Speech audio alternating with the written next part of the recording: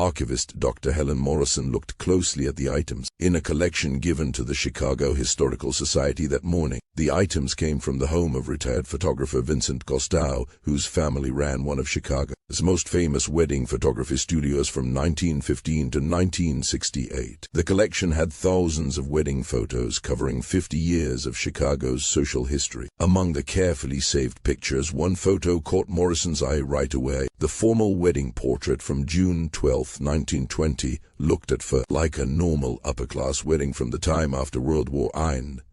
The picture showed the hope and celebration of the Roaring Twenties, when American society was happy to have wealth and modern life again after the hard times of war. The photo showed a large wedding party standing on the steps of St. James Cathedral, one of Chicago's most stylish churches. The groom, a handsome man in his late 20s, wore a perfectly fitted morning coat with striped pants and white gloves. His bride looked to be in her early 20s, wearing a fancy silk wedding dress with detailed beadwork and a long train. 6 bridesmaids in light purple dresses stood beside the couple, their faces showing real happiness and excitement. An equal number of groomsmen in matching morning coats finished the formal group, all showing the confident smiles of young men celebrating their friends' good luck. The whole wedding party seemed to show the joy and hope of that time. However, when Morrison looked at the photo more closely with her magnifying tools, she noticed something very upsetting about the bride's face that did not fit the happy mood in the rest of the picture. Morrison moved her desk lamp and focused her magnifying glass on the bride's face, expecting to see the bright joy usual in wedding photos from the 1920s. Instead, she found an expression so deeply disturbing that it made her stomach feel tight. The bride's mouth looked like it was arranged in a smile,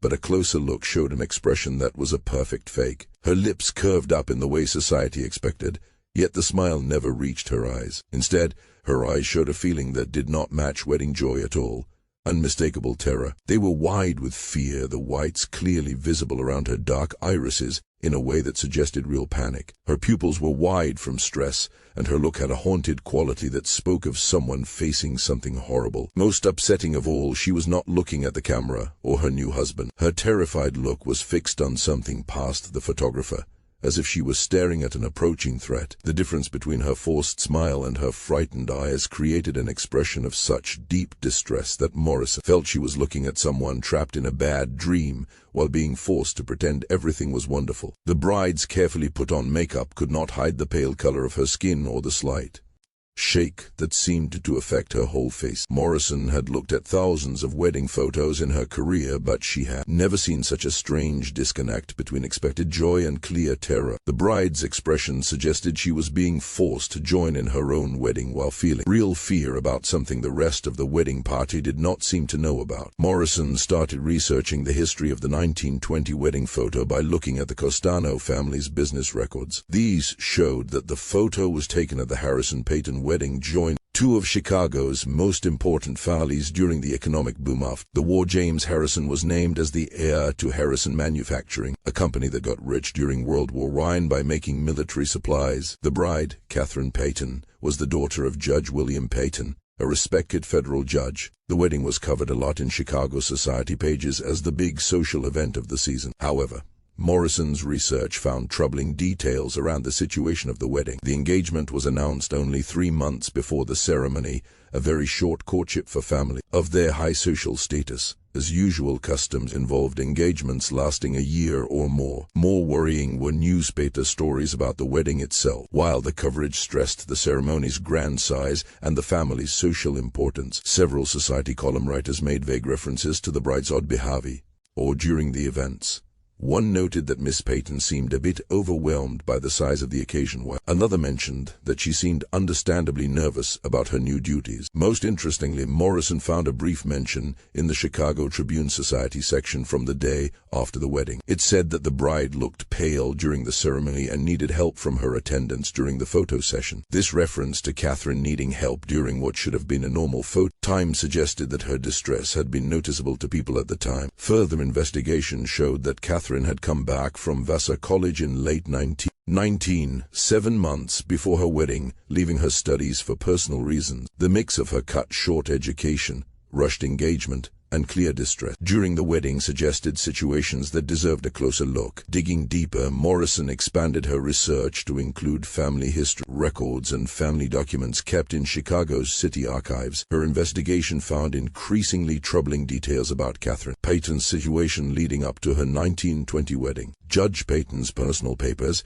given to the Chicago Bar Association's historic collection, had letters that gave crucial insight into his daughter's situation. In a letter to his brother dated March 1920, Judge Payton wrote, "Catherine's situation has become too difficult. The Harrison family has shown great understanding of her trouble, and D. James seems truly committed to providing her with the protection she badly needs." The mysterious language suggested concerns that went beyond normal parental matchmaking, but extra letters revealed that Catherine had been living in almost total isolation at the family's Lake Forest estate after she returned from college, rarely appearing in public or joining the social activities expected of a young woman of her position. Most revealing was a letter from Catherine's mother to her sister, dated April 1920. "We pray deeply that marriage will provide Catherine with the safe place she needs to escape her current pain. James Harrison is an honorable man who understands the seriousness of her situation and has promised to shield her from further harm. His willingness to accept such responsibility shows great character." The letters consistently reference Catherine's need for protection, a safe place, and shielding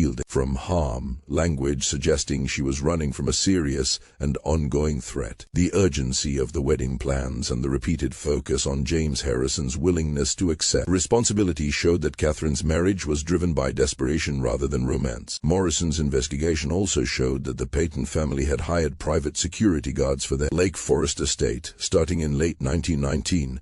Which was when Catherine returned from college. This extreme step for a judge's family suggested real worry for her physical safety.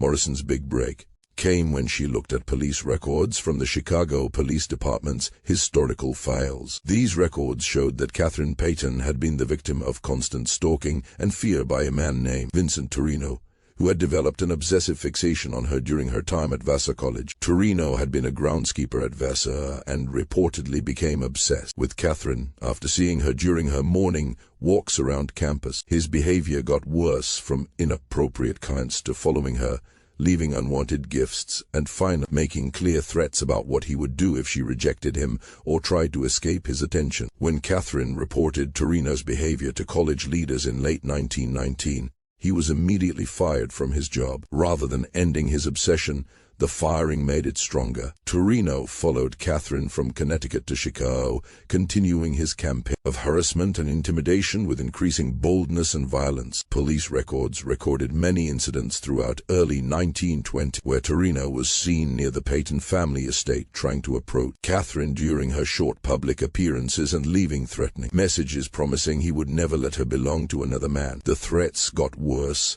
and included detailed descriptions of violence he planned to do to both Catherine and anyone who tried to protect her. Judge Payton used his legal connections to get restraining orders and increase police patrols around the family's properties.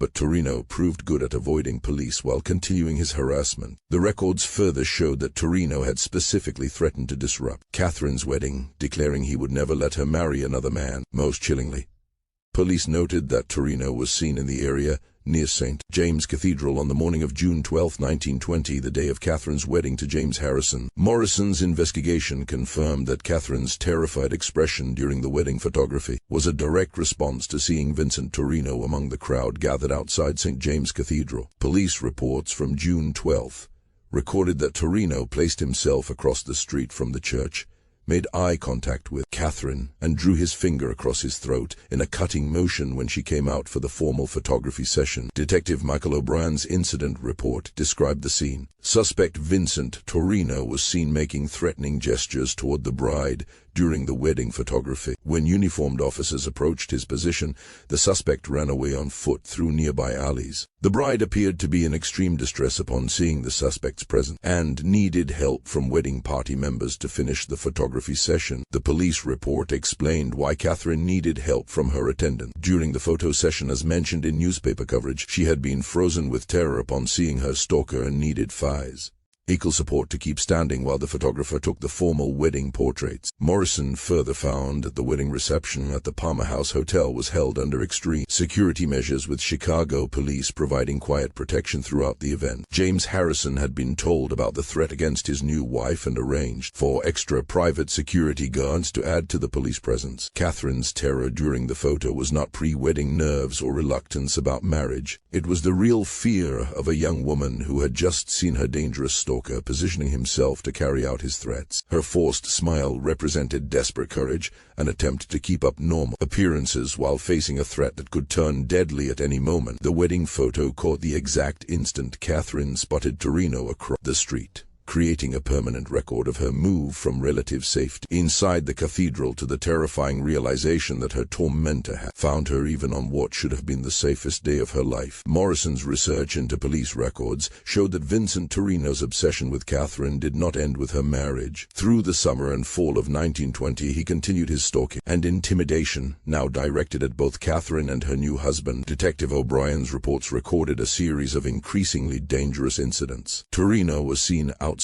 the Harrison family's Chicago mansion, followed Catherine during her supervised shopping trips, and sent threatening letters to both Catherine and James, insisting their marriage would not protect them from his plan. The harassment got worse to acts of vandalism and property destruction. Torino broke windows at the Harrison home, damaged their car, and left dead animals on their doorstep, all with notes threatening even more serious violence if Catherine continued to refuse his demands for a private meeting. Most disturbing were Torino's detailed threats against James Harrison. Letters kept in police evidence files described elaborate plans to kidnap and torture Catherine's husband as punishment for stealing what Torino considered his rightful possession. These threats showed a completely unstable person whose obsession had changed into violent fantasies involving both victims. James Harrison had hired a team of private investigators and security staff to protect his wife, but Torino proved very skilled at avoiding detection while continuing his rule of terror. The mental toll on Catherine was devastating. She became almost unable to leave the house, afraid to go outside even with protection. The police investigation got stronger through late 1920, with Detective O'Brien working with federal authorities who had become involved due to Torino's stalking across state lines. Despite extensive searches and surveillance operations, Torino continued to avoid capture, while increasing his threats and keeping a terrifying presence in the Harrisons' lives. Morrison's research showed that the stalking campaign reached its high point in December 1920 when Vincent Torino made his final desperate attempt to claim Catherine. Police records recorded a violent home invasion at the Harrison mansion on the evening of December 15, 1920, which nearly resulted in several deaths. Torino, armed with a knife and a detailed plan to kidnap Catherine, turned off outside lights and got around security. He entered through a second-floor window while the family ate dinner downstairs. James Harrison heard strange noises from upstairs, went to check, and met Torino outside Catherine's bedroom. A violent fight followed, with Torino trying to stab James while screaming about taking Catherine from the man who had stolen her. Catherine's testimony, saved in court records, stated hearing the fight and finding both men hurt and bleeding in the hallway. Torino turned on me with the knife, declaring that if he couldn't have me, he would make sure no one could. Despite his injuries, James managed to tackle Torino, stopping him from reaching Catherine. Police, called by neighbors, arrived and ended Torino's rule of terror. He was arrested, charged with attempted murder, breaking and entering, and stalking, and was finally sentenced to 20 years in prison. The judge noted the unusual nature of the case and the constant danger Torino posed to his victims. Catherine's nightmare had ended, but the mental damage from months of terror was deep. Medical records showed she needed extensive treatment for trauma and anxiety, and never fully recovered from the fear that ruled the first year of her marriage. Morrison's research showed a gradual but incomplete recovery. Records from Chicago doctors recorded constant anxiety, sleeplessness, and fear of going out, symptoms now recognized as post-traumatic stress disorder. Dr. Edmund Whitmore, the Harrison family doctor, noted that Catherine's natural energy had been badly damaged by prolonged terror. She jumped at unexpected sounds, avoided crowds, and needed constant reassurance about her safety. James Harrison proved a very supportive husband, dedicated to Catherine's recovery. Business partners noted his focus on her well-being, including moving their main home to a more secure Lake Forest estate and declining social invitations that might trigger her anxiety. The couple's marriage, which had started as a protective arrangement, changed into a truly loving partnership. Family letters kept deep affection and mutual respect that developed through the shared ordeal. In 1922, James wrote to his brother, Catherine's courage during those terrible months revealed a strength of character that I find inspiring. Our marriage may have started under strange circumstances, but it has become the greatest blessing of my life. Catherine's recovery was helped by her work in charity supporting other crime victims, particularly women who had experienced stalking or domestic violence.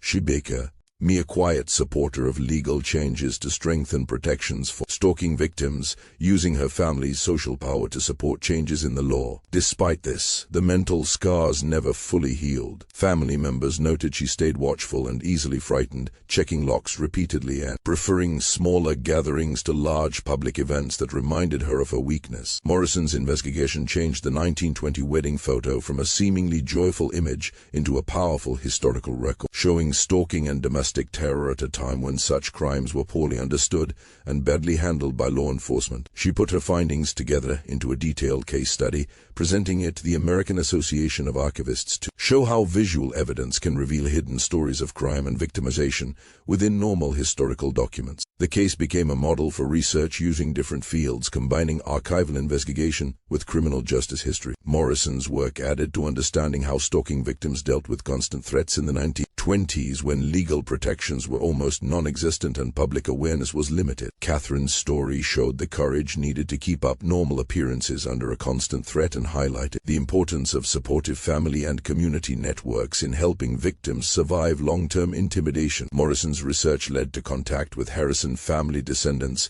who had known of Vincent Torino but never fully understood the extent of Catherine's terror or the amazing courage she showed. The family expressed gratitude that her strength and resilience were finally recognized and saved for history. The 1920 wedding photo now serves as the main piece of an exhibit at the Chicago Historical Society focusing on crime victims' experiences in early 20th century America. The display includes current police reports, medical records, and legal documents providing context for Catherine's terrified expression on what should have been the happiest day of her life. Catherine Harrison's story reminds us that behind formal historical photo often lie complex human experiences of courage, survival, and strength. Her terrified smile represents not weakness but amazing bravery, and her determination to go forward with her life and find happiness despite ongoing threats from someone who sought to destroy her future through fear and violence.